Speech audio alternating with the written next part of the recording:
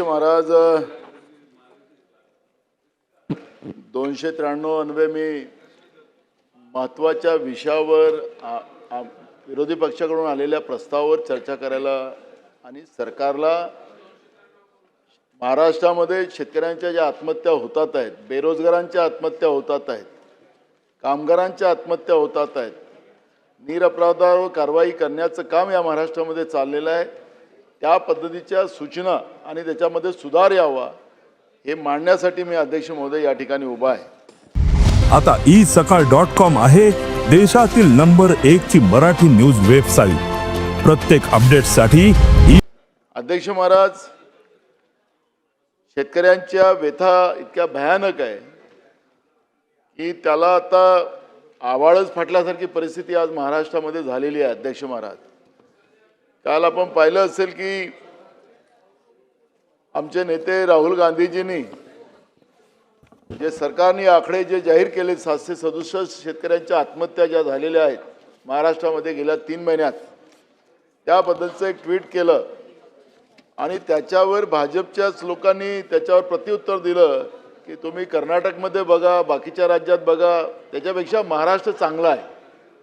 अशा पद्धतीची भूमिका त्या ठिकाणी मांडताना आपण पाहिला। अध्यक्ष महाराज, शेतकरी कर्नाटकचा असो, शेतकरी उत्तर प्रदेशचा असो की महाराष्ट्राचा असो की राज्यातल्या कुठल्याही भागातला असो, देशातल्या कुठल्याही भागाचा असो, पण हा अन्नदाता आहे अध्यक्ष महाराज। आणि अन्नदात्याच्या व्यथेबद्दल जेव्हा भूमिका कोणी मांडतात तर याचा आणि त्याचा हा भाग वेगळा होत नाही अध्यक्ष। पण महाराष्ट्र हा वेगळं असं राज्य आहे की आपण छत्रपती शिवाजी महाराजांचा वारसा चालवतोय अध्यक्ष महाराज, महात्मा ज्योतिबा फुल्यांचा वारसा चालवतोय अध्यक्ष महाराज। आपण शेतकऱ्याचं आसूड पुस्तक भुजबळ साहेब महात्मा ज्योतिबा फुल्यांनीच लिहिलं। शेतकऱ्यावर होणाऱ्या अन्यायाच्या भावाचा आवाज पहिल्यांदा खऱ्या अर्थानं या देशामध्ये कोणी उचलला असेल तर महात्मा ज्योतिबा फुल्यांनीच उचललं। त्यांच्या व्यथा त्यांनी मांडल्यात। पण अध्यक्ष महाराज, ज्या महाराष्ट्रानं पूर्ण देशाला दिशा देण्याचं काम केलं त्या महाराष्ट्रामध्ये शेतकऱ्यांच्या आत्महत्या वाढत चालल्या असतील तर याला हे कोणालाही भूषणावर राहू शकत नाही, हे तुम्ही आम्ही सगळ्यांनी मान्य केलं पाहिजे। पण अध्यक्ष महाराज, ही जी सगळी परिस्थिती आज आहे त्याला बिघडण्याचं कारण काय, तर त्याला सगळं दोष हा सरकारचा अध्यक्ष महाराज। मी एक एक मुद्दा येतो अध्यक्ष महाराज। अध्यक्ष महाराज, गेल्या वर्षीच्या पावसाळ्यात म्हणजे आता 1 वर्ष झालं, खरीप हंगामाचे पैसे मग तूर उत्पादक शेतकऱ्यांचं असेल, धान उत्पादक शेतकऱ्यांचे असतील, कापूस उत्पादक शेतकऱ्यांचे असतील, सोयाबीन उत्पादक शेतकऱ्यांचे असतील, अजूनपर्यंत या सरकारने दिले नाही। ऑनलाईनचं परवा आपण पाहिलं असेल अध्यक्ष महाराज की ऑनलाईनच्या माध्यमातून आम्ही देतोय, आकडे पण मोठे मोठे सांगण्यात आले आणि शेतकऱ्याला आम्ही एवढे पैसे दिलेत अशा पद्धतीने सांगितलं तर सत्ता पक्षाकडून बाका वाजवण्याचं काम झालं। अहो, शेतकऱ्यांनी पिकवलेलं धान्य आहे ते समर्थन मूल्याने खरेदी केलं गेलं पाहिजे, त्याच्यासाठी केंद्र सरकारने शेतकऱ्यांसाठी योजना काढलेली आहे आणि ते धान्य घेतल्यानंतर त्याला शेतकऱ्याला पैसे देणं हे भाग्य आहे। पण सरकारने ते पैसे काही न करता शेतकऱ्यांना दिले आणि म्हणून सत्ता पक्षाकडून बाका वाजवण्याचं काम झालं, ते आपणही पाहिलं अध्यक्ष महाराज। अध्यक्ष महाराज, 1 वर्षापासून तुम्ही शेतकऱ्याला पैसे दिले नाही। मी स्वतः शेतकरी अध्यक्ष महाराज, माझा कुठलाही काही व्यवसाय नाही अध्यक्ष महाराज, मी शेती करतो आजही। अध्यक्ष महाराज, मी पैसे जे शेतामध्ये टाकलेत ते पैसे या वर्षाला फसलीला आलेत आणि मग त्याच्यानंतर मग मी सगळं वर्षभराचं कामकाज त्याच्यामधून करतो। पण गेल्या 1 वर्षापासून माझ्या शेतकऱ्यांना पैसे मिळाले नाहीत पिकाचे अजूनपर्यंत, तो शेती कसं करणार अध्यक्ष महाराज? आपण पाहिलं असेल की लातूर जिल्ह्यामध्ये ज्या शेतकऱ्यांनी स्वतःला झुपून घेतलं आणि आमची ती भगिनी त्याला हाकताय तिथं आणि शेती करताय असं चित्र आलं, हे पूर्ण देशात गेलं, जगात गेलं चित्र अध्यक्ष महाराज।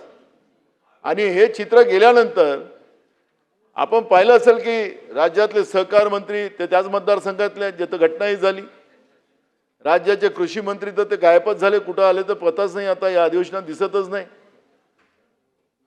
कारण का इथं आम्ही शेतकऱ्याचे पोरं बसतो आणि ते श्रीमंताचे आहेत, कारण का आम्ही भिकारी शेतकरी त्यांच्या म्हणण्याप्रमाणे। आणि अध्यक्ष महाराज की ही जी सगळी परिस्थिती आपण पाहिली असेल तर त्याच्यामुळे लातूर जिल्ह्यामध्ये झालेली घटना महाराष्ट्रामध्ये या पद्धतीचं जे चित्र गेलं तर काय राज्याचं आणि जे छत्रपती शिवाजी महाराजांच्या महाराष्ट्राला खऱ्या अर्थाने शोभलं काय अध्यक्ष महाराज? आता तुम्ही जाऊन त्याचं कर्ज माफ करत असाल, आता जाऊन त्याला बैलजोडी घेऊन देत असाल. एक सिनेमातले ते काय कलाकार आहेत सूद नावाचे, त्यांनी काय आता बैलजोडी घेऊन द्यायला निघाले. मग महाराष्ट्रामध्ये शेतकऱ्यांनी स्वतःला झोपून घ्यावं आणि मग सरकार त्यांना मदत करेल, मंत्री जाऊन मदत करतील. हा प्रश्न या ठिकाणी निर्माण होतो. त्यांचं अभिनंदन करतो त्यांनी मदत केली त्याच्याबद्दल. पण मग सगळ्यांनीच या पद्धतीचं कृत्य करावं का? अध्यक्ष महाराज, या सरकारने कायदे केले, गोरक्षणाचा कायदा केला. आमच्या मतदारसंघामध्ये गोंदिया जिल्ह्यातून पैदल शेतकऱ्यांनी बैल उन्हाळ्यामध्ये घेऊन येत होते शेतीसाठी. या पोलिसांनी पकडले अध्यक्ष महाराज. आणि हे गोरक्षणवाले जे आहेत तथाकथित लोक, त्यांच्या ज्या शाळा आहेत, हे सरकार 50 रुपये त्यांना एका जनावरावर देतात. हे रोज काहीतरी एक घोषणा केली होती या सरकारनं. मला वाटलं की प्रत्येक शेतकऱ्यांना आपण देणार आहात, त्याच्याकडे गाई म्हशी असतील, बैल असतील. पण तुम्ही त्या ज्या संस्था आहेत तथाकथित, त्या संस्थेमध्ये असलेल्या गाई म्हशींना काय बैलांना तुम्ही 50 रुपये त्याला रोज देतात, अशा पद्धतीचं काहीतरी तुम्ही योजना काढलेली आहे. हां, तथाकथितच म्हणावं लागेल. कारण की तथाकथित याच्यासाठी म्हणतोय भासाजी, याच्यासाठी म्हणतोय की पोलीसवाले आणि त्यांचं संगनमत आहे. शेतकरी आपले बैल पैदल आणतायत, त्यांच्याजवळ सगळे पासेस आहेत. सगळं असताना सुद्धा पोलीसवाल्यांनी त्यांचे बैल जप्त केलेत आणि जप्त करून त्या तथाकथित गोरक्षणवाले जे आहेत त्यांच्या तिथं ते बैल पाठवलेत. मला ते आलेत माझ्याकडे, त्यांनी पावत्या दाखवल्या, सगळं दाखवलं. मी SP ला फोन केला. SP म्हणाले तिथं मी सांगतो ठाणेदाराला, गोंदियाची गोष्ट आहे, गोंदिया जिल्ह्यातली. मग त्यांनी सांगितलं मी वापस करून देतो. तो तिथं गेल्यानंतर पोलीसवाले गेलेत. त्या पोलीसवाल्यांना सांगितलं, त्या गोरक्षणवाल्यांनी तथाकथितवाल्यांनी त्यांनी सांगितलं की आम्ही देणार नाही. तो कोर्टात गेला. खालच्या कोर्टाने सांगितलं की यांचं द्या यांना वापस, हे सगळे कागदपत्र आहेत. तो हायकोर्टात गेला, पोलिसाचा ऐकायला तयार नाही. म्हणजे सांगायचं तात्पर्य असं की तिथं गाई ते बैलच राहिले नाही, ते परस्पर विकून टाकलेत त्यानं. तथागतीत शब्द मुद्दाम मी जाणून पुन्हा बोलतोय की हे तथागतीत तुमचे गोरक्षणवाले हे कशा पद्धतीचा धंदा करतात आहेत, शेतकऱ्याला कसं लुटतात आहेत. शेतकऱ्यांच्या आत्महत्येचे कारण मी तुम्हाला मुद्दाम मोजतोय आणि तुम्हाला सुधारणा कसं करावं लागेल त्याच्यावर तर तुम्हाला उपाययोजना करावं लागेल. ह्या आरोप प्रत्यारोपाचा वेळ नाही. काल जे घटना झाली लातूर जिल्ह्यामध्ये, हे कोणालाही भूषणावर राहू शकत नाही. पण ज्या पद्धतीनं या राज्यामध्ये शेतकऱ्याला लुबाडलं जाते, ज्या पद्धतीनं त्याची चेष्टा केली जाते, मी तुम्हाला सांगतो की मी शेतकऱ्यावर जिथं अन्याय झाला त्या अन्यायाचा आवाज उचलला. वेळ आली तर खासदारकी सोडली. हा नाना पटोले, खुर्चीची ही लढाई नाही. पण महाराष्ट्रामध्ये शेतकऱ्याचा अपमान सरकार करेल, सरकारमध्ये बसलेली लोक करतील, हे कदापि सहन केलं जाऊ शकत नाही. आणि म्हणून मी त्या दिवशी केलेली घटना ते मला काही आवडली नाही, मला ते आवडणारही पण नाही ते, कारण माझं ते काम नव्हतं. पण शेतकऱ्यांच्या भावना मला मांडायच्या होत्या. सरकार ऐकलं पाहिजे म्हणून इथं चर्चा आली. आणि ही चर्चा आली आणि या चर्चेला काल आपण पाहिलं असेल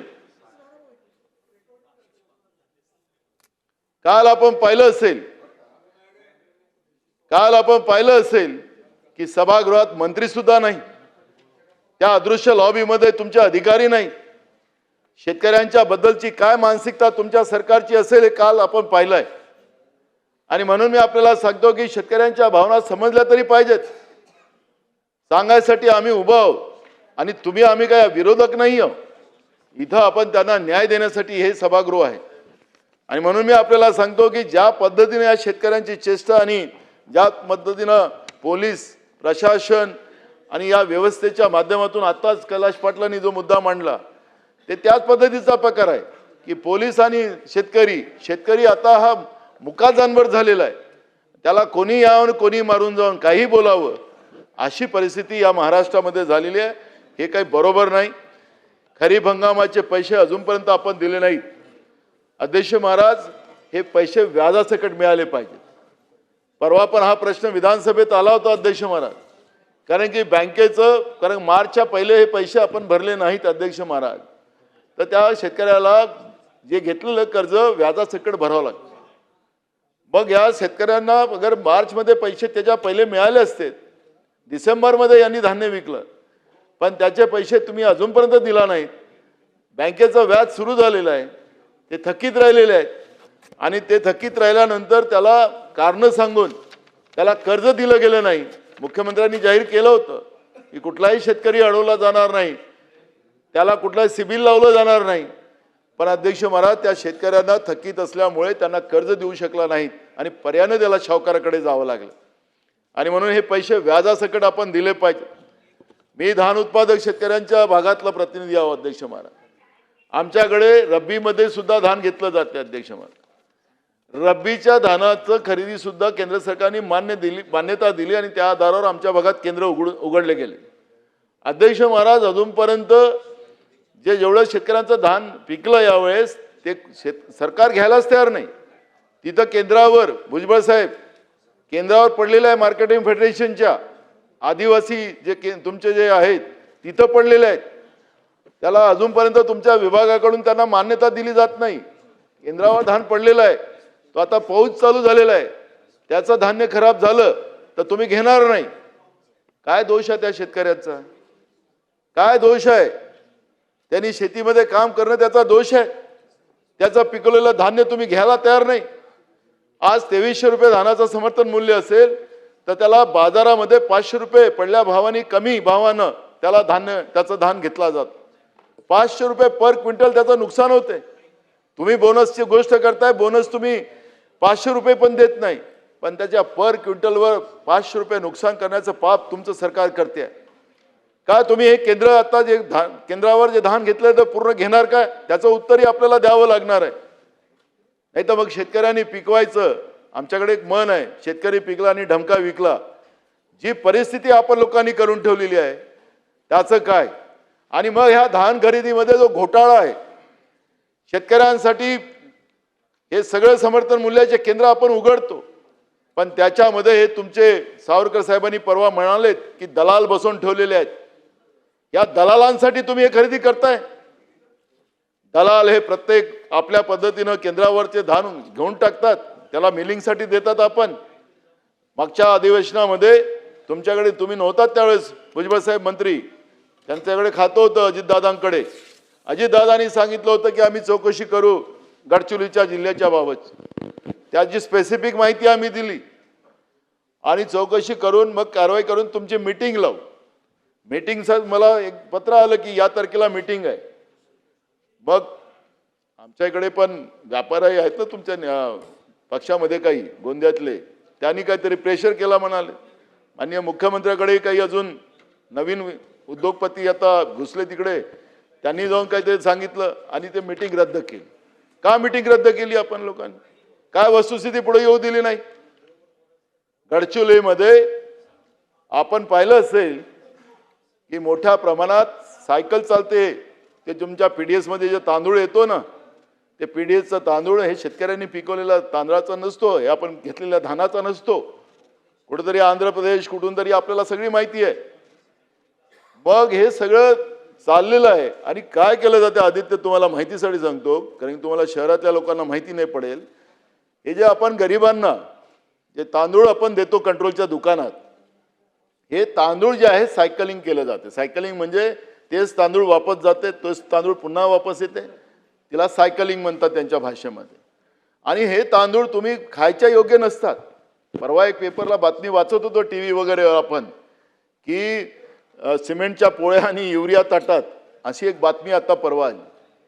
काय चाललं काय? गरिबाच्या तोंडामध्ये तुम्ही लोक चांगलं धान्य देऊ शकत नाही, ते चांगल्या पद्धतीचं देऊ शकत नाही. आम्ही देतो 80 कोटी लोकांना फुकट धान्य. आपल्या देशाची लोकसंख्या समजा 143 कोटी असेल, त्याच्यातले 80 कोटी लोकांना आपण धान्य देतोय मोफत. म्हणजे आपली स्थिती काय त्याच्यावरून आपल्याला जगाच्या पाठीवर कळतंय की आपण 80% लोक, 80 करोड लोक आपल्या देशामध्ये आजही आपल्याला त्याला फुकट धान्य द्यावं लागतंय. आपण विश्वगुरू व्हायला निघालो तर आपली परिस्थिती काय त्याच्यातून स्पष्ट होते. पण जे गरिबांना धान्य आम्ही देतोय ते व्यापाऱ्यांच्या घशामध्ये सगळेच्या सगळं मलिंदा टाकायचा आणि मलिंदा टाकून त्या व्यापाऱ्याच्या फायद्यासाठी आम्ही ही योजना चालवतो काय, हा प्रश्न या निमित्ताने या ठिकाणी उभा झालेला आहे.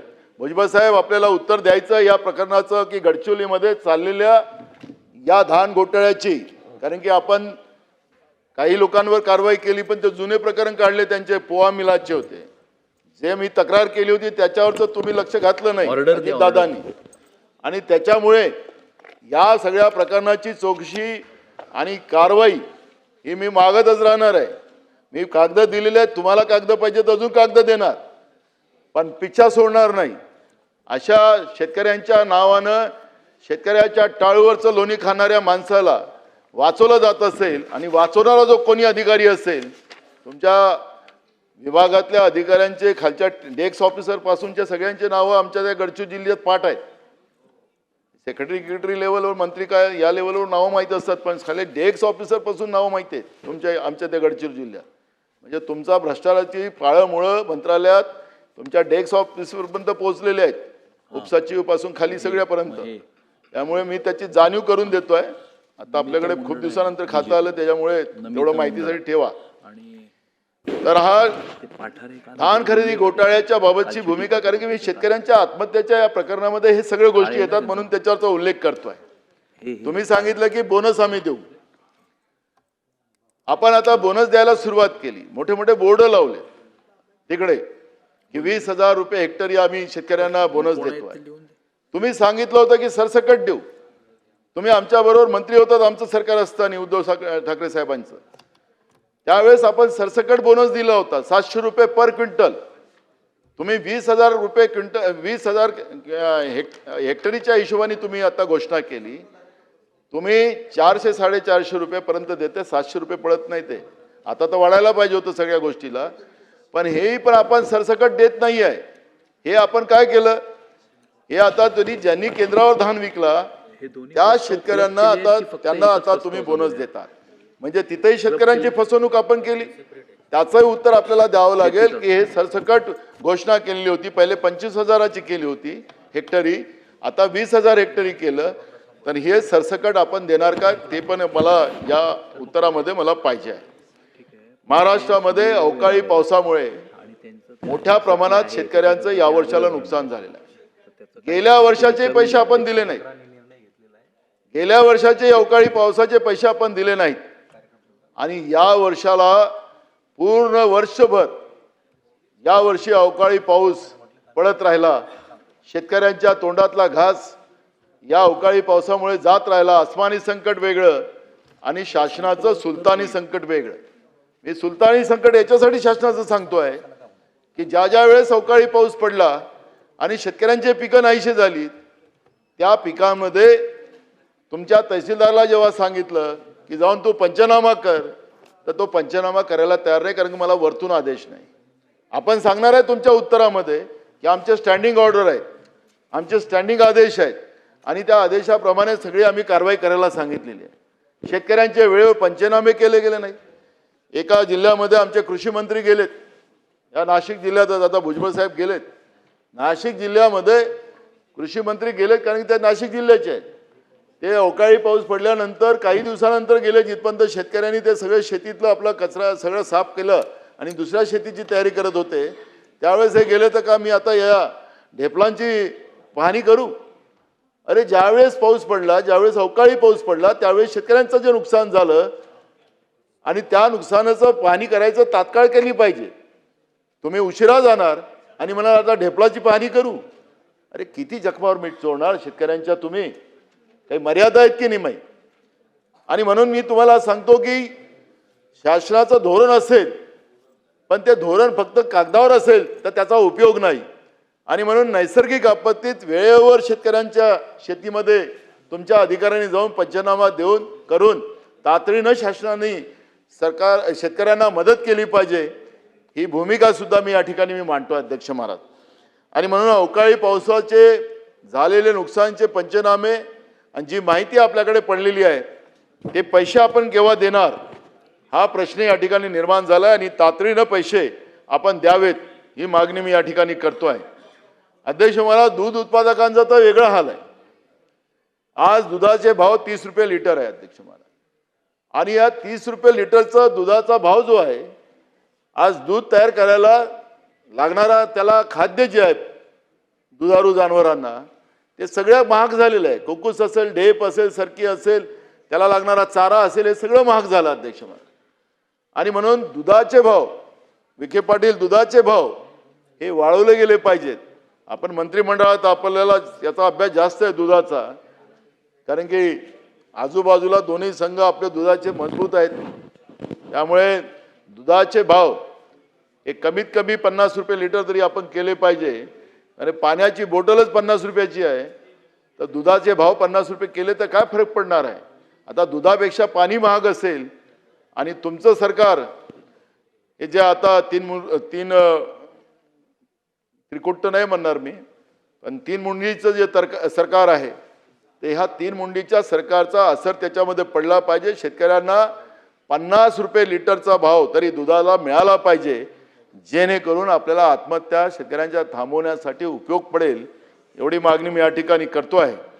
अध्यक्ष महाराज, आम्ही शेतकऱ्यांना खूप दिलं असे आकडे आता उत्तरात येतील असं त्याच्यामध्ये मला शंका राहणार नाही. पण काय दिलं तुम्ही आणि शेतकऱ्याकडून काय घेतलं? आता शेतकऱ्यांकडून तुम्ही काय घेता, कारण तुम्ही दिलेलं सांगणार आहात, त्याच्यामुळे मी काय घेतात त्याच्यावरचं मी या ठिकाणी थोडक्यात माहिती मांडतो. आपल्याला लक्षात असेल की 2014 पासून डिझेलचे भाव वाढलेत, 2014 पासून खताचे भाव वाढलेत, ते वाढतच चालले. त्याचा आलेख खाली येत नाहीये, आलेख वाढत चाललेला आहे. खताचे भाव वाढले, बियाण्याचे भाव वाढलेत, औषधीचे भाव, कीटकनाशकाचे भाव वाढलेत, सगळ्या गोष्टीचे भाव वाढलेत.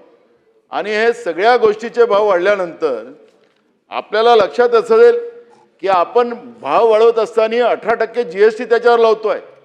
ट्रॅक्टर असेल, ट्रॅक्टरवर 18% GST, त्याच्या पार्ट जे लागतात, त्याचे साहित्य लागतात ट्रॅक्टरचे, त्याच्यावर 18% GST. तुमचं खत असतील, बियाणं असतील, कीटकनाशक असतील. आता तुम्ही कमीत कमी एकरभराचा शेतकरी असेल अध्यक्ष महाराज, तर त्याला 1 लाख रुपये अगर त्याने खर्च केला वर्षाचा, म्हणजे 1 लाख रुपये त्याचे म्हणजे जास्त लागतं. 1 लाख रुपये काही होत नाही अध्यक्ष महाराज. 1 लाख रुपये त्यांनी जे झालं तर 18,000 रुपये तर त्याचे असेच गेले. आपण 1 लाख रुपयाचा खर्च केला तरी 1 लाख रुपयात 18,000 गेलेत त्याचे अध्यक्ष. आणि तुम्ही वर्षाला 6,000 रुपये देताय. हे घेता किती? 3 पट आणि देता किती? 6,000. म्हणजे तुम्ही म्हणता की आम्ही शेतकऱ्यांना पैसे देतो, त्याच्या बायकोला कपडे घेऊन देतो, पायात चप्पल देतो, सगळं आम्हीच देतो. कधी कधी असं म्हणावं लागतं की 2014 पहिले तुम्ही कपडेच घालत नव्हतात, असं म्हणावं लागेल का? तुम्ही शेतकऱ्यांकडून घेतात, जास्त घेतात का? सरकार बनियागिरी करू शकतं का अध्यक्ष महाराज? माझा सवाल आहे. म्हणजे तुम्ही आमच्याकडून जास्त घ्यायचे आणि तुम्हाला थोडासा हिस्सा द्यायचा, ते बनियागिरी झाली ना. हे सरकारचं काम नाही आहे बनियागिरी करणं. सरकारचं काम आहे की शेतकऱ्या मदत करणं, हे सरकारचं काम आहे. मग शेतकरी असो, कोणी असो, कामगार असो.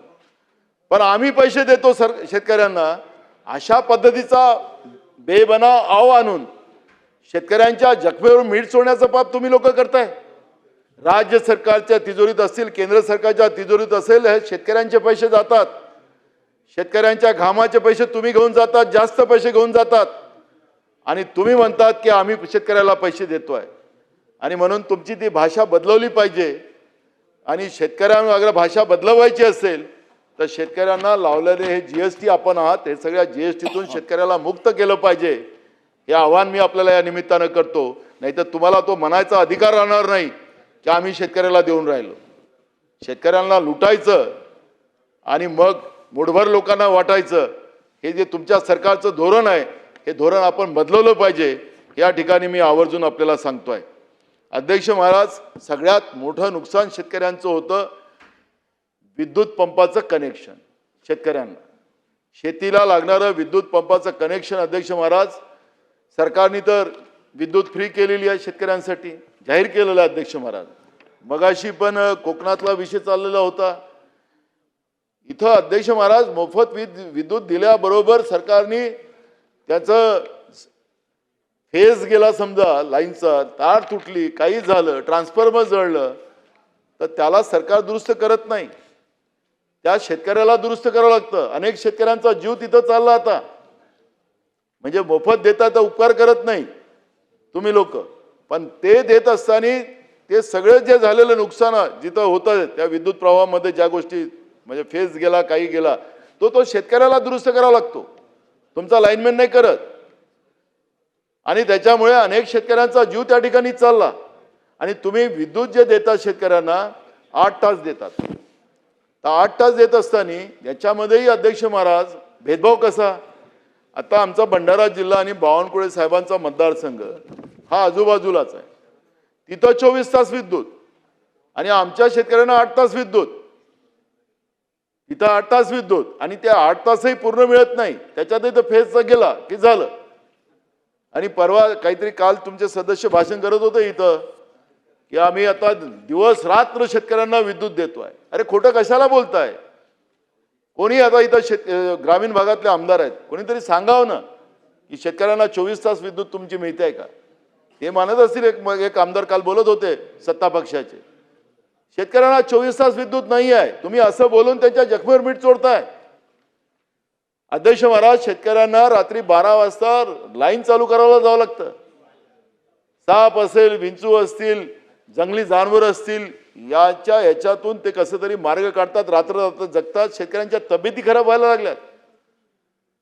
पण तुम्ही लाईनच्या व्यवस्थेमध्ये सुधार केला पाहिजे. आणि अध्यक्ष महाराज, मी तुम्हाला सांगतो की या सरकारने शेतकऱ्यांना शेती पंपाचं कनेक्शन इलेक्ट्रिकचं देणं बंद केलं. आता हे सौर ऊर्जा देतात आहे.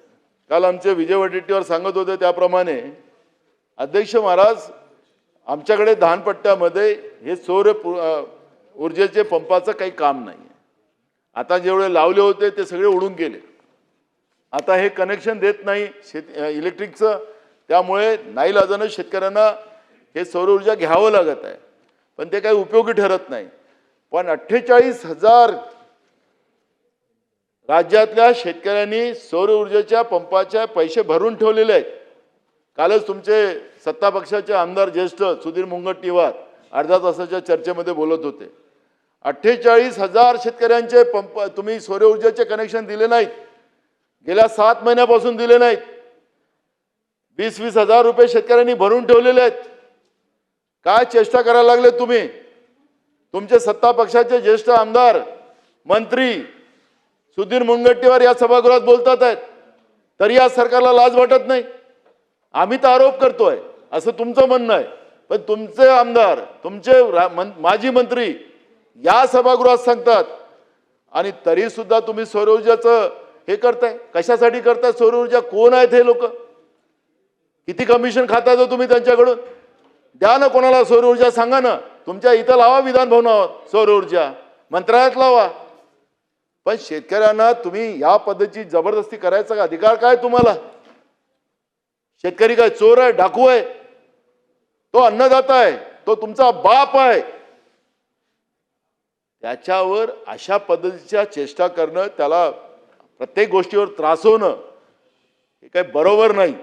आणि म्हणून माझी मागणी या ठिकाणी आहे, अध्यक्ष महाराज, मगाशी मी सांगितलं की आमच्याकडे 8 तास तेही मिळत नाही आणि बावनकुळेंच्या मतदारसंघामध्ये मंत्री महोदयांच्या मतदारसंघात 24 तास. अध्यक्ष महाराज, एक नाव घेत नाही अध्यक्ष महाराज, वरच्या सभागृहाचे एक सन्माननीय सदस्य आहेत, त्यांनी गेल्या वर्षी आमच्या भागामध्ये जमीन घेतली अध्यक्ष महाराज. आणि जमीन घेतली आणि त्यांनी काय केलं अध्यक्ष महाराज, म्हणजे ओ विखे पाटील साहेब, तुम्ही लिहून ठेवा बाबा, मुख्यमंत्री महोदयाला तुम्हाला सांगायचं आहे. अहो सावे साहेब, तुम्ही खास आहे, हे नाही आहे तेवढे खास, तुम्ही जास्त खास.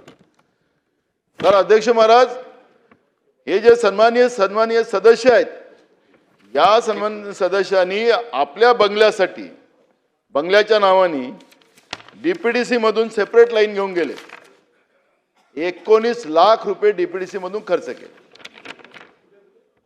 भंडारा जिल्ह्यातले सांगतो, भंडारा सन्माननीय सदस्य वरच्या आपल्या सभागृहातले नाही, त्याच्यामुळे त्याचं नाव घ्यायचं कारण.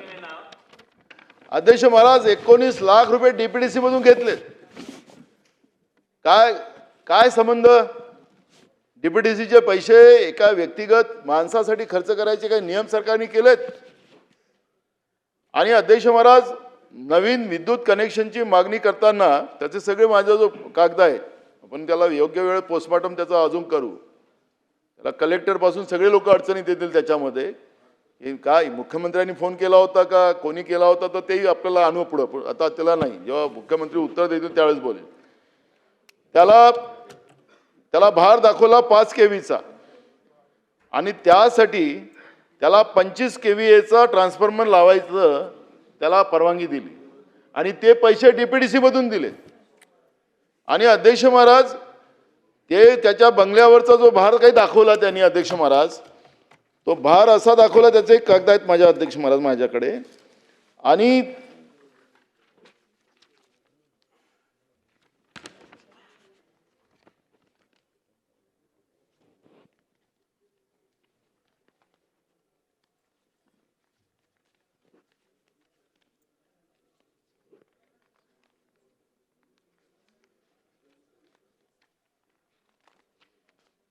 दाखवतो अध्यक्ष महाराज त्याची.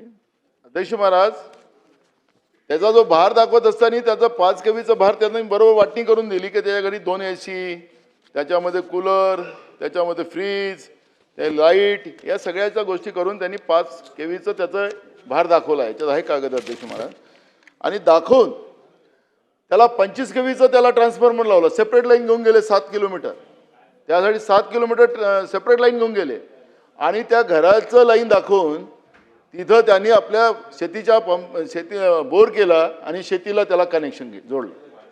म्हणजे अध्यक्ष महाराज, मग शेतकऱ्यांनी आता शेतीमध्ये झोपड्या बांधायच्या आणि मग त्या शेतीच्या झोपडीच्या नावाने त्यांना कनेक्शन द्यायचं. एक नवीन योजना काढली का सरकारनं? सरकारने नवीन योजना काढली काय? माझं त्यांना काय कनेक्शन दिलं याचा माझा विरोध नाही. माझं म्हणणं एवढंच आहे की तुम्ही संपूर्ण शेतकऱ्यांना जसं विशेष व्यवस्था तुम्ही तुमच्या आमदारांसाठी करतात सत्ता पक्षाच्या, तसं शेतकऱ्यांसाठी काही विशेष व्यवस्था आपण करणार का? हा माझा प्रश्न आहे. त्याला काय कनेक्शन दिलं मला विरोध नाही, पण माझा विरोध एवढा आहे, माझं म्हणणं असं आहे की तुम्ही शेतकऱ्यांना कनेक्शन देणार काय या पद्धतीचं? म्हणजे तुमचा आमदार आहे वॉशिंग मशीनमध्ये साफ झालेला, त्याच्यामुळे तुम्ही त्यांच्यासाठी व्यवस्था करू शकत असाल तर मग शेतकऱ्यांसाठी का नाही? शेतकरी काय तुमचा शेतकरी नाही आहे?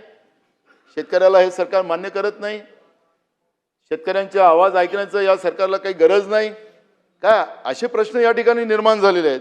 आणि म्हणून मी आपल्याला या निमित्तानं एवढंच सांगतो की शेतकऱ्यांच्या शेती पंपाला आपल्याला विद्युत कनेक्शन जे तुम्ही बंद केलेलं आहे ते पुन्हा त्यांना द्यावं आणि कमीत कमी 12 तास तरी लाईन शेतकऱ्यांच्या शेतामध्ये द्यावं, ही मागणी अध्यक्ष महाराज आपल्या वतीनं मी सरकारला करतोय.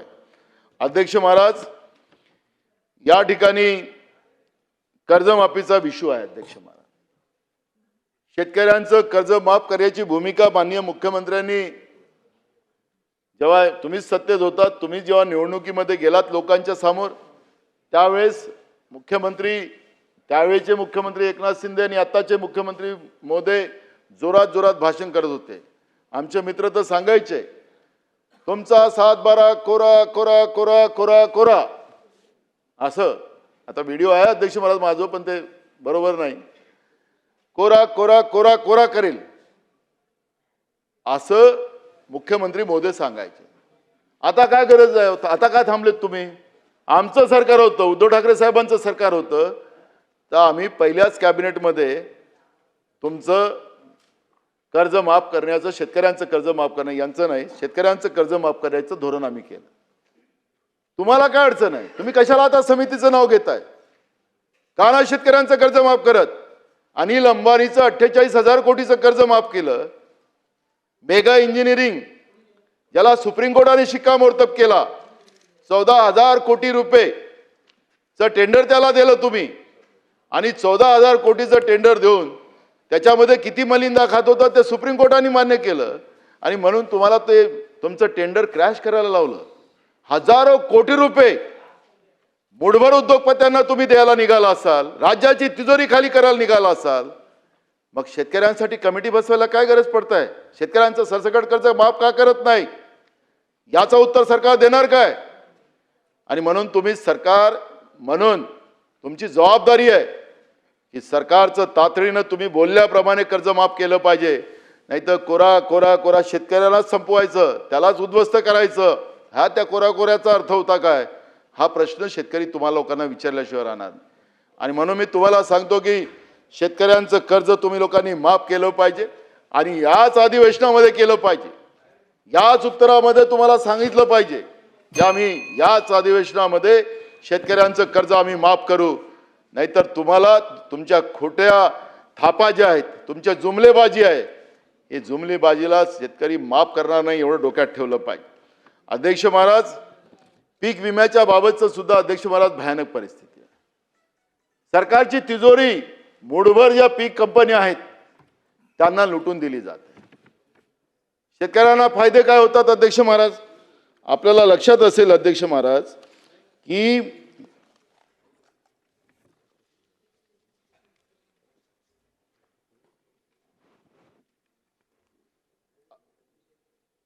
एकूण सहभागी शेतकरी या वर्षाला अध्यक्ष महाराज 11 लाख च्या वर शेतकऱ्यांनी सहभाग घेतला होता अध्यक्ष महाराज. आणि त्याला शेतकऱ्याकडून भरलेला विमा हप्ता अंदाजे 8,050 कोटी रुपये होता. अध्यक्ष महाराज, राज्य व केंद्र शासनाचा हिस्सा असा हा जवळपास 27,000 कोटी रुपये होते अध्यक्ष महाराज.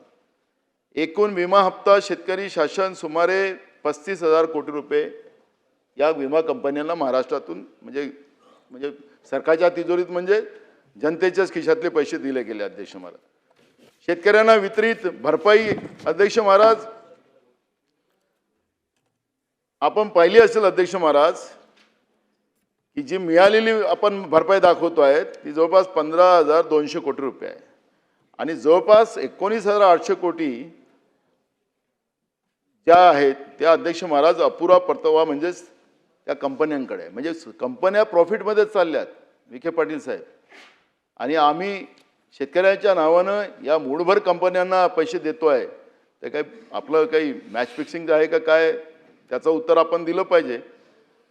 आता हे दावे शेतकऱ्यांचे मंजूर होण्याचे प्रमाण जे आहे ते फार काही नाही आहेत. आपण पाहिलं असेल की प्रत्यक्ष दावे आणि ज्या पद्धतीनं कारणं सांगून शेतकऱ्यांचे प्रकरणं त्यांचे दावे नाकारले कसे जातात त्याचाही अनुभव आपल्याला सगळ्यांना, कारण आपण सगळे ग्रामीण भागात मी त्या आकडेवारीत जाणार नाही. आपण आता 1 रुपयाची विमा पद्धती बंद करून टाकली. आता शेतकऱ्यांनी विमा काढायचा आता पुन्हा चालू केलंय. आता त्याच्यासाठी तुमचे मंत्री म्हणाले की भिकाऱ्यासारखी योजना होती, भिकाऱ्याला भीक घेत नाही 1 रुपयाचं, हे अमरावतीत म्हणालेत आपल्या सावरकर साहेब तिकडे. त्यामुळे तीही बंद आपण केली.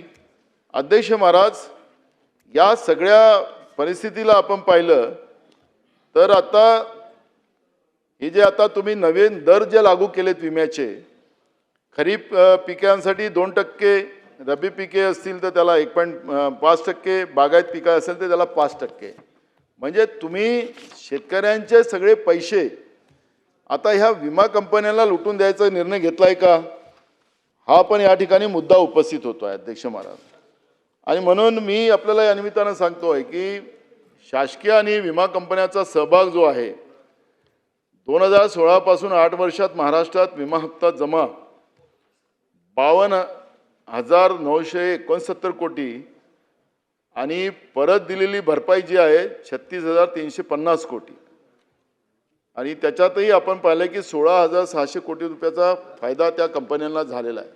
अध्यक्ष महाराज, हे पैसे मिळालेत कोणाला? तर आता नांदेड, बीड अशा जिल्ह्यांच्या कथा आपल्याला सगळ्यांना आता ऐकायला मिळतात. या सगळ्या कथेमध्ये आपल्याला एक गोष्ट पाहायला मिळते अध्यक्ष महाराज की उत्तर प्रदेशच्या शेतकऱ्यांना नांदेडमध्ये पीक विमा मिळाला. शासकीय जागेमध्ये विमा दाखवला जातोय, पण ज्या शेतकऱ्यांचं नुकसान होत आहे त्या शेतकऱ्यांना आपण पीक विमा देतच नाही. हे आकडे जे मी सांगतोय दिलेले पैशाचं सांगतोय, पण वास्तविक काय झालं? 40 मिनिटं झाली. हो द्या ना, काय साहेब आपल्या मागे पण आहेत ते काय आहे? हा,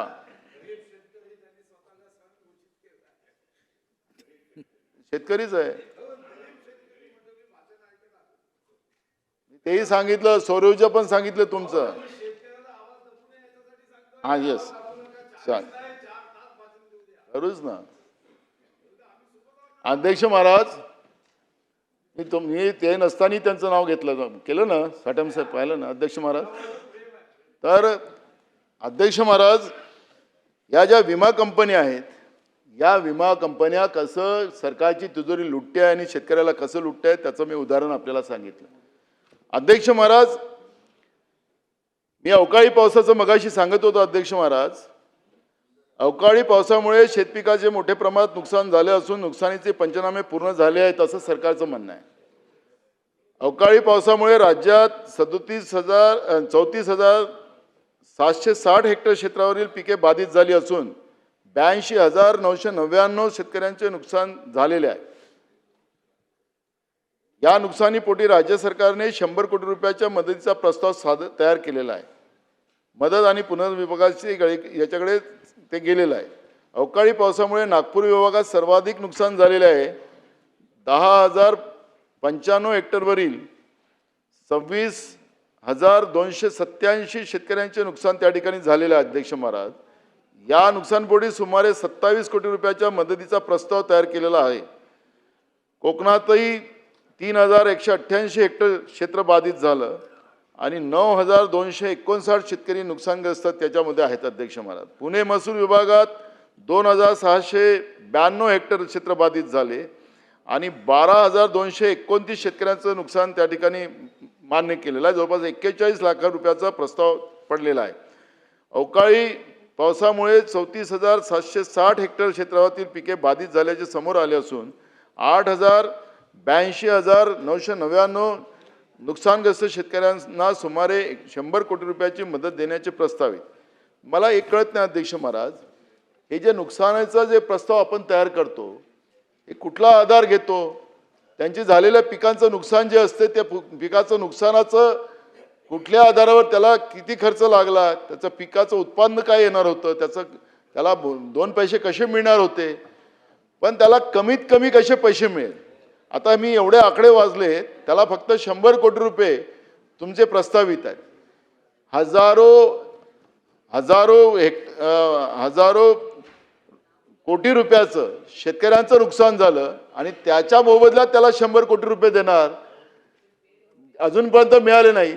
पण अध्यक्ष महाराज, ते सगळे देत असताना शेतकऱ्याला हे वाटतं की निसर्गही माझ्यासोबत नाही आणि सरकारही माझ्यासोबत नाही आणि मग तिथं शेतकरी आत्महत्या करतो. अध्यक्ष महाराज, आणि म्हणून सरकारने पहिलं प्राधान्य हे शेतकऱ्यांना द्यावं ही मागणी मी या सभागृहात करतो. अध्यक्ष महाराज, आणि झालेल्या शेतकऱ्यांच्या नुकसानीच्या भरपाईच्या बाबत सरकारने तातडीनं त्याला मदत करावी अशा पद्धतीची मागणी मी या ठिकाणी पुन्हा करतो. अध्यक्ष महाराज, आपल्याला लक्षात असेल अध्यक्ष महाराज की महाराष्ट्रामध्ये बेरोजगारीचं प्रमाण, कारण आमच्या ठरावामध्ये बेरोजगारीचा पण विषय आम्ही मांडलेला आहे. अध्यक्ष महाराज, बेरोजगारीचं प्रमाणही मोठ्या झपाट्यानं महाराष्ट्रात वाढत आहे. महाराष्ट्राची आता ओळख हे बेरोजगारांचा महाराष्ट्र अशा पद्धतीची ओळख सुरू झाली. अध्यक्ष महाराज, आपण पाहिलं असेल की MPSCच्या परीक्षा आपण घेतो, आता क्लार्कच्या जागा ते MPSCच भरतात. अध्यक्ष महाराज, या ठिकाणी म्हणजे हजारो मुलं मुली परीक्षा देतात आणि परीक्षा झाल्यात की ते कोर्टात प्रकरण चाललं जात. MPSC मध्ये जे काय आता सदस्य निवडले केलेत त्यांचे नावं आलीत, परवा पेपरला वाचत होतो, ते सगळेच्या सगळ्यांवर काही ना काही आरोप आहेत. आता हे सगळं तुम्ही जे या सुशिक्षित बेरोजगारांना ज्या पद्धतीने फसवताय, नोकरीचं आमिष दाखवून, जसं काही चिटफंड कंपन्या येतात पैसे डबल करणारे, तसं तुम्ही नोकरीचा आमिष दाखवून या पोरींना त्यांच्या शिकलेल्या मुलामुलींना फसवताय का? कोर्टात प्रकरण टाकायचं, त्यांचा ओव्हरहेड झालं की त्यांचा विषय संपला. त्यांची पिढीच्या पिढ्या बराबर करतात आहेत. आई वडील गावामध्ये काम करतात, हातावर कमवतात, खातात, आपल्या पोरांना शिकवतात. माझा पोरगा बाबू होईल, कुठेतरी साहेब होईल, कुठेतरी मोठ्या पदावर जाईल हे स्वप्न बघतात शेतकऱ्यांचे मुलं मुली, गरिबांचे मुलं मुली. पण अध्यक्ष महाराज, तिथं येऊन पहिल्यांदा हे मुलं तिथं पुण्यामध्ये आंदोलन करताना पाहतो आपण. MPSCच्या परीक्षेला आलेले मुली पुण्यामध्ये पावसामध्ये, मग पोलीस त्यांच्यावर लाठीमार करतो, त्यांच्यावर गुन्हे दाखल करतात. अहो, या पिढीला बर्बाद करायचा अधिकार तुम्हाला कोणी दिलेला आहे? तुम्ही नोकऱ्या देऊ शकत नाही सांगा, पण त्यांची चेष्टा तुम्ही करू नका. त्या तरुणांना तुम्ही फसवू नका, हे सुद्धा तुम्हाला या निमित्तानं सांगितलं पाहिजे. तुम्ही MPSCच्या जागा जेवढ्या काय पद्धतीने तुम्ही भरणार आहात, ते पदं केव्हा भरणार, कुठल्या कुठल्या पद्धतीनं भरणार? पोलिसांचे पदं तर मोठ्या प्रमाणात महाराष्ट्रात खाली आहेत, त्यालाही तुम्ही सांगतात की आम्ही 10,000 भरू, 20,000 भरू. अहो, तुमची तर परिस्थिती अशी आहे की आता परवाच्या दिवशी माझ्या मतदारसंघात जे ते पोलीस स्टेशन असतात तर चौक्या, त्या चौक्यांना कुलूप लावून टाकलं. मी विचारलं आमच्या ठाणेदाराला, काय तुम्ही कुलूप लावलं? तिथले लोक म्हणतात की पोलीस चौकीला कुलूप लागलं. ते म्हणाले, साहेब आमचा जो स्टाफ नाही. म्हणलं स्टाफ नाही? तर म्हणाले साहेब नाही आहे, तर VIP लोक येतात. आता जे आमदार आहेत त्यांना पण आजकाल तुम्ही Y+ सिक्युरिटी देऊन ठेवलेली आहे. आता झालं ना, तुम्ही जे पळवापळवी केली होती, हो तुमचं आदित्य ठाकरे, तुमची भीती होती का काय होती त्या लोकांना? आता ह्या सगळ्यांना तुम्ही Y+ सिक्युरिटी देऊन ठेवली होती. आता हे Y+ सिक्युरिटी त्यांना कशासाठी ठेवलेली आहे? अरे अजूनही आहे, अजूनही आमच्याकडे तर ते पोंग वाजवतच राहतात. लोक म्हणतात की हा कोणत्या पदावर आहे बाबा? असं ते चाललेलं आहे. हे कशासाठी चालू ठेवलेलं आहे? तुमच्याजवळ पहिलेच पोलीस कमी आहे, आणि तुमच्याजवळ डिझेल भरायलाही पैसे नाही आहेत आता पोलिसांच्या गाड्यामध्ये. मग हे जे तुमचं चाललेलं आहे VIP कल्चर, तुमचं सत्ता पक्षाच्या लोकांची जे गरमी चाललेली आहे, ते कशासाठी चाललेली आहे? तुमच्या आउटपोस्टमध्ये तुम्हाला कुलूप लावावं लागतं, तुमचा जो स्टाफ नाही, आणि अशी परिस्थिती आहे. आणि तुमचं VIP कल्चर अजूनही चाललेलं आहे. ठेवा ना, प्रोटोकॉलचे लोक असतील त्यांना द्या, काय असेल ते. आता ते तुमच्या सत्ता पक्षाचे आमदार शेळके मगाशी सांगत होते की त्याला मारण्याची धमकी दिली. त्यांनी प्रश्न उपस्थित केला होता मगाशी, सुनील शेळके. अहो, आता पोलिसांचं काही भीती संपली काय संपली काय कळायलाच कारण नाही. पुणे जिल्ह्यात तर जास्तच प्रकार घडले. पण मला या निमित्तानं असं सांगायचं आहे की मी त्या कायदा सुव्यवस्थेवर बोलणार त्याच्यावर. पण अध्यक्ष महोदय, बेरोजगारांचाही प्रश्न हा महाराष्ट्रामध्ये ऐरणीवर आहे. कामगार मंत्री इथं बसलेले आहेत, कामगारांची पण व्यथा तीच आहे. कामगारांनाही फसवलं जात आहे. कामगारांनाही सुद्धा आता तर तुम्ही कायदेच केले, कामगारांच्या बाजूने नाही मालकांच्या बाजूने कायदे केलेत. त्याच्यामुळे हातावर कमवणारा खाणारा कामगार, त्याची अवस्था फार भयानक आहे. आणि म्हणून मी आपल्याला या ठिकाणी, अध्यक्ष महोदय तुम्ही घंटी वाजवत आहे मगापासून, तुमचाही मान ठेवलाच पाहिजे. पण अध्यक्ष महाराज, मी या निमित्ताने एवढंच सांगतो, या राज्यामध्ये शेतकरी खुश नाही, शेतकरी अडचणीत. अध्यक्ष महाराज, या राज्यामध्ये बेरोजगारांची परिस्थिती वाईट आहे. या राज्यामध्ये हातावर कमवणाऱ्या खाणाऱ्या गरीब माणसाची परिस्थिती गंभीर आहे. त्याला मगाशी सांगत होतो मी, तांदूळ जो सुद्धा मिळतं कंट्रोलच्या दुकानात, तो पण खाण्यायोग्य नसतो. ते मूठभर त्यांचे दलाल जे आहेत, ते सावरकरांनी जो शब्द दलालाचा वापरला, त्या लोकांच्या घशात हे सरकार टाकतं आणि गरिबाच्या तोंडातला घास हिसकतं. अशी परिस्थिती आज या गरीब माणसाची पण आहे. आणि म्हणून या सगळ्या परिस्थितीला पाहिलं असेल अध्यक्ष महाराज, त्या सरकारचा जेवढा धिक्कार केला पाहिजे तेवढा कमी पडेल. आणि म्हणून महाराष्ट्रामध्ये पुढच्या काळामध्ये स्वतःला झोपून घेऊन शेतकऱ्याच्या बायकोला त्याला हाकलत लावावं लागत असेल, अशी स्थिती या महाराष्ट्रात होता कामा नये. याची जबाबदारी या सरकारने घ्यावी. हा छत्रपती शिवाजी महाराजांचा महाराष्ट्र आहे. या महाराष्ट्राचं या पद्धतीने शेतकऱ्यांची दशा असेल, बेरोजगारांची दशा असेल, गरिबांची दशा असेल, तर यांना छत्रपती शिवाजी महाराजांचं नाव घेण्याचे सुद्धा यांना लायकी नाही असं मी म्हणेल. आणि म्हणून या सगळ्या सुधार आपण कराव्यात. आणि त्याचं उत्तर फक्त उत्तरच फेकाफेकीचं नसलं पाहिजे. तुमच्या राज्यात असं आहे, या राज्यात तसं आहे, हे उत्तर नको. आम्हाला आमच्या राज्यात काय पाहिजे आणि आमचं राज्य कसं सगळ्या गोष्टी चांगलं होईल, या पद्धतीची भूमिका सरकारने मांडावी, एवढं या ठिकाणी मी आवर्जून सांगतोय. आणि हा काही चेष्टेचा आणि आरोप प्रत्यारोपाचा हा आमचा ठराव नव्हता. ही जी वस्तुस्थिती आज महाराष्ट्रामध्ये चाललेली आहे, त्या वस्तुस्थितीला मी या ठिकाणी मांडण्यासाठी उभा झालेला अध्यक्ष महाराज, आपण मला बोलण्याची संधी दिली त्याबद्दल आपला धन्यवाद. देश विदेशातील प्रत्येक घडामोडींचे लाईव्ह अपडेट मिळवण्यासाठी आता साम टीव्हीच्या सर्व सोशल मीडिया प्लॅटफॉर्मला लाईक, फॉलो आणि सबस्क्राईब करा. तसंच सर्व नोटिफिकेशनसाठी बेल आयकॉन प्रेस करायला विसरू नका.